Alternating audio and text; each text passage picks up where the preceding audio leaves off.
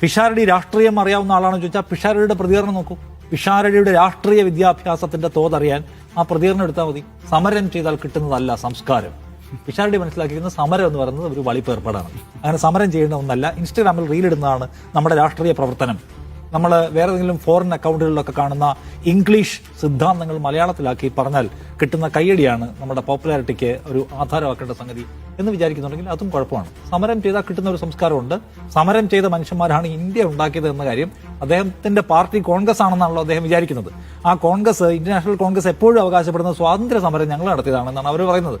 ആ സമരത്തിന്റെ ഭാഗമാണ് ഇന്ത്യ എന്നാണ് അവർ പറഞ്ഞു നടക്കുന്നത്. അപ്പൊ ആ സമരത്തിന്റെ സംസ്കാരമാണ് ഞങ്ങളിലുള്ളത് എന്ന് പറഞ്ഞുകൊണ്ടിരിക്കുന്നത് അതേ കോൺഗ്രസിന്റെ ഭാഗമായതുകൊണ്ട് പിഷാരടി പറയാണ് സമരം ചെയ്താൽ കിട്ടുന്ന നല്ല സംസ്കാരം. അവിടെയും ഈ രാഷ്ട്രീയ വിദ്യാഭ്യാസത്തിന്റെ കാര്യത്തിൽ പിഷാരടിക്ക് കുഴപ്പമുണ്ടെന്നാണ് എനിക്ക് തോന്നുന്നത്. അപ്പൊ അത് രാഷ്ട്രീയത്തിൽ പ്രധാനമാണ് ഇതൊക്കെ ബോധ്യം ഉണ്ടാവുക എന്നുള്ളത്. അദ്ദേഹത്തിന്റെ ആ പ്രതികരണത്തിനകത്ത് അദ്ദേഹത്തിന്റെ രാഷ്ട്രീയ ആഴത്തിന്റെ ശൂന്യത പ്രകടമാണെന്ന് കൂടി ഞാൻ പറയും.